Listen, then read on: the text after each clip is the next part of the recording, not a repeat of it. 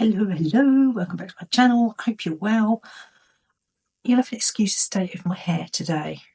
I'm a bit of a mess today because I've been out for a dog walk and it was a tad moist, is the right word to use, today. So it frizzes up my hair. It's the joys of having naturally wavy hair, isn't it? But yeah, so excuse that, ignore that, and we'll move on from it. Hope you've had a good week. I hope you're well. And I hope you're looking forward to the weekend and everything that it brings for you. I'm looking forward to the weekend, but because I'm going on holiday. So I can't wait. I'm absolutely really excited. I can't wait to go away.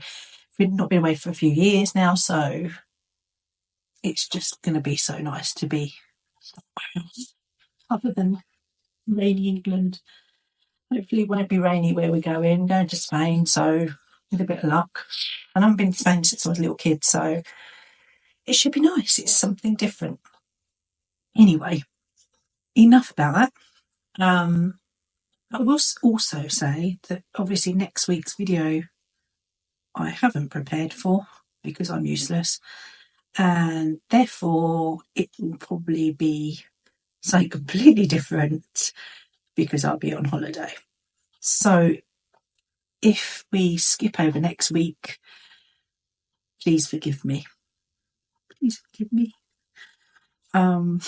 Yeah, so I don't know if I'll get a chance to do anything, but like I might do some nice sunshiny video instead.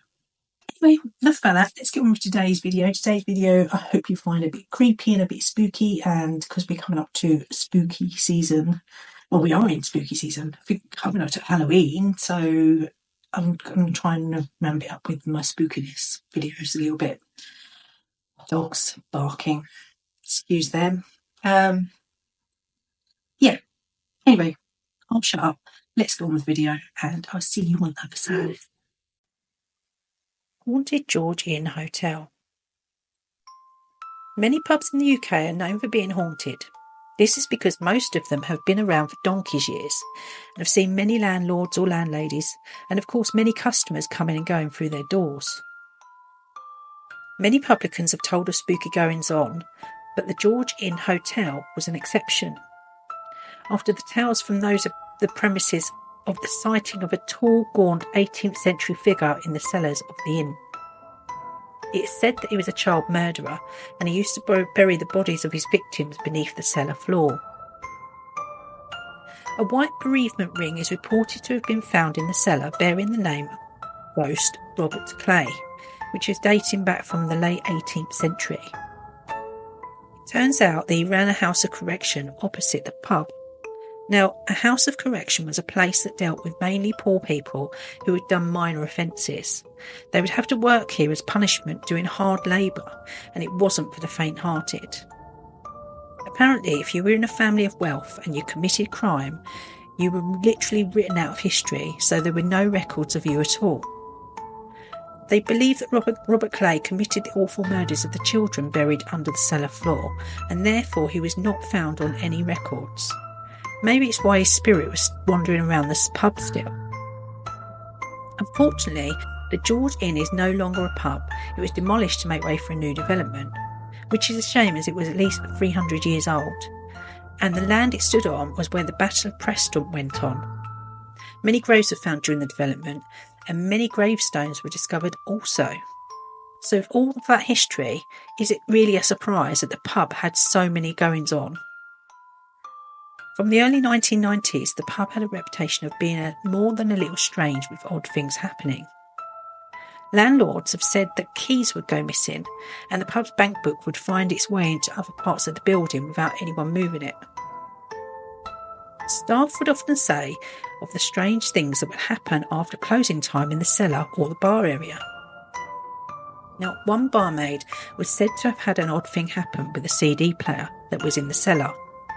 It played the music in the pub as it was a multi-CD player, so once it was in, nobody had to worry about dealing with the music for a while because it would just play each CD. When the barmaid went to change the CDs around, she felt very odd in the cellar. Like the atmosphere had changed, and all of a sudden it just felt very oppressive and cold, which she said had never ever felt like that down there before. So she changed the CDs around and turned to walk away when the cellar started suddenly just ejecting the CDs across the cellar with force. She turned on her heels and ran to the bar in fear. This was enough to cause anyone to run, though. These things should not be able to eject themselves by themselves. Another occurrence happened when the landlord at the time was woken up by the sound of a banging of the door. Then again and again. This happened many times, with many doors banging throughout the pub. So he got out of bed and his dog started barking madly at the bedroom door. So he opened the door and went onto the landing. In the darkness, he saw a shadowy figure going from door to door and slamming them. Thinking it might have been his son, he shouted out and told him to be quiet. "What are you doing?"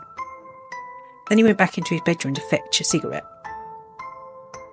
When he went back onto the landing, though, he came face to face with a figure of a tall man, wearing an 18th century clothing and wearing a wide-brimmed hat with a cloak like a coat.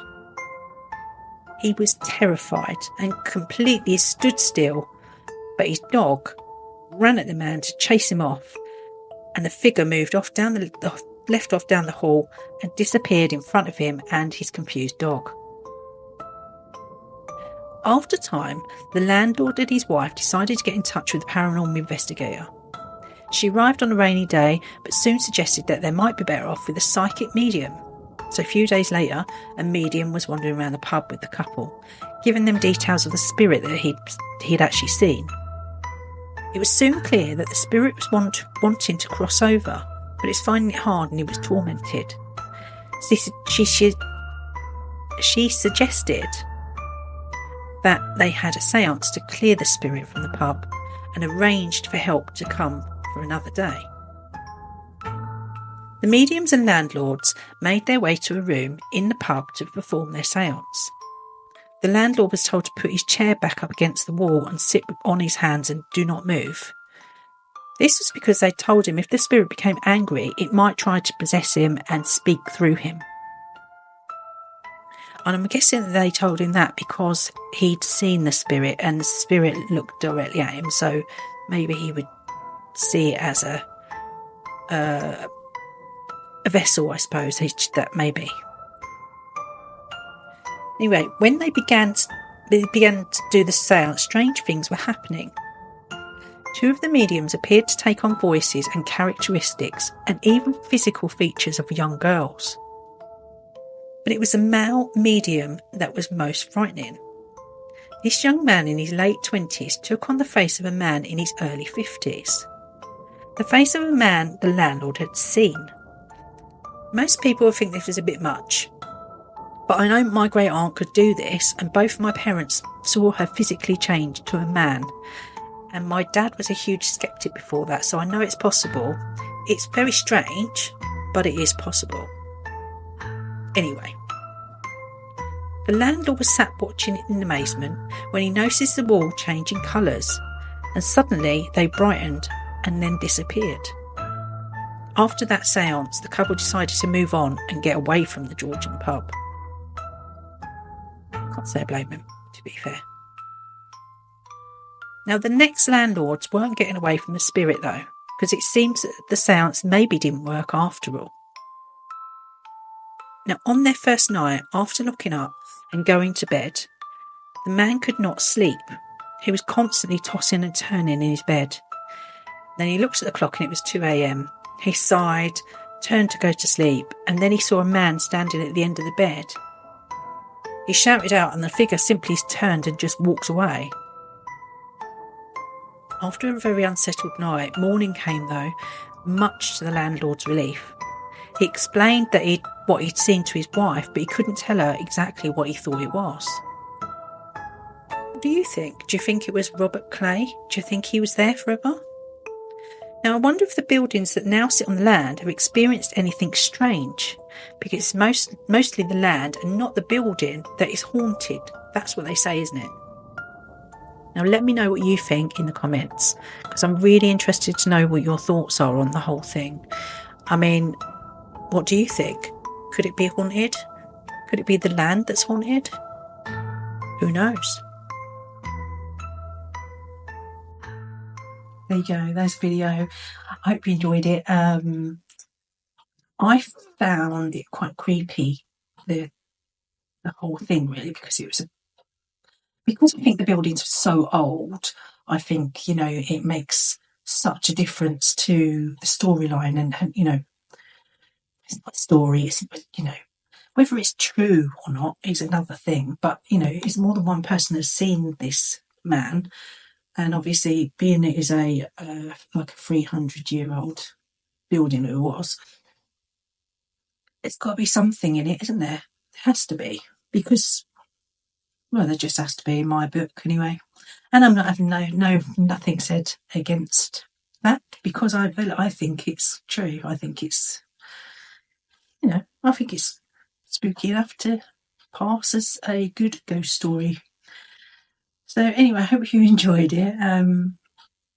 And well, like I said, I don't know if I'll be doing a video next week or not. So it's a bit at the moment, but we'll see. We'll see how it goes, won't we? We'll see how we get along. But yeah, I hope you enjoyed it. I've got nothing else to say. I keep waffling on, so I'm going to go, and I just can't wait to go on holiday.